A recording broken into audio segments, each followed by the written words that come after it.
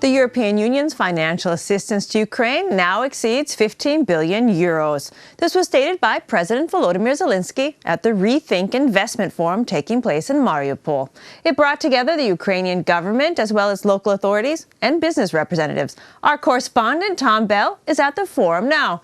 Tom, hi. Can you give us an update on the latest, please?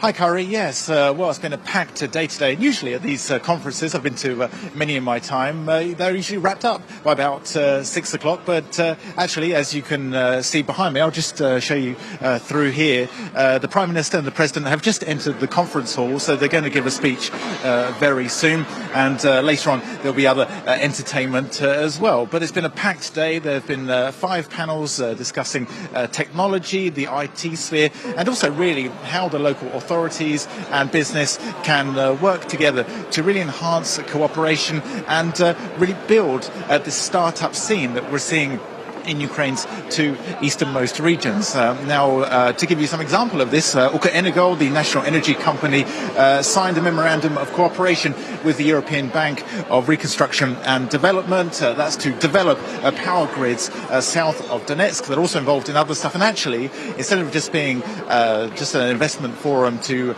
bring attention to Ukraine, also a lot of work has been done today. We spoke to Alain Pilot. He's the Vice President of Banking at the European Bank of Reconstruction and Development, and here is what he had to say. First of all, today, as you may know, we signed with the Oblast of Kherson and with the governor of the Oblast an agreement to pre-finance regional roads in the Kherson Oblast. So this is the first point. The second point is that I signed with the Prime Minister, Mr. Oncharuk, a memorandum of understanding to enhance, to augment, to increase our financing of regional roads all over the country. So in the eastern regions, but also in the rest of the country, because we believe at EBRD that that our main focus is the private sector.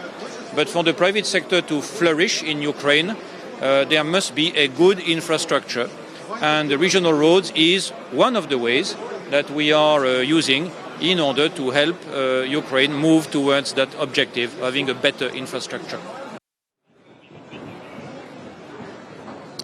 So there we go. That was Alain Pilot speaking to one of our correspondents earlier. And in fact, at 10 o'clock Kiev time, after the news this evening, we'll have an exclusive interview with him. So watch out for that one. Now, today we've bumped into representatives from the government, business, as well as the startup community. And really, there's a common trend. What they're saying is that Ukraine really has a bright future ahead. And in the region, in Central Europe and Asia, while the economic trend is at the moment going down, we're expected to see growth fall over the next year or so. In Ukraine, it's actually still quite high, about 3%, and that's could be more, depending on how the reforms and the legislation go through. Now, we've spoken to quite a few ministers since we've been here, including Timothy Milovanov. He's the Minister of Economic Development, Trade and Agriculture, and he seemed quite positive. Let's listen.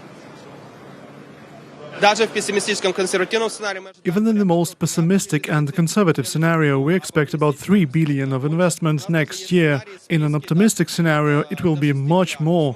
We even have lists that suggest up to 6 billion. Whether we can realize these scenarios is up to us. We'll do our best.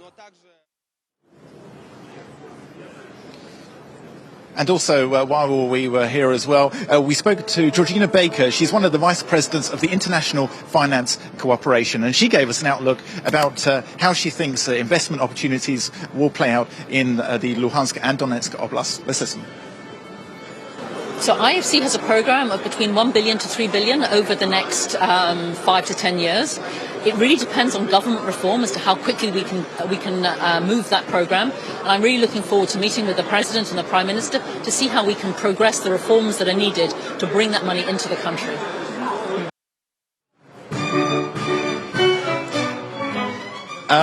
Well, I did say to you once we started that the evening entertainment might begin, and I'll show you now. So we have an orchestra playing, bringing an end to really a successful conference in Mariupol. And that's all we have for now. Carrie, back to you. Thank you so much, Tom. Tom.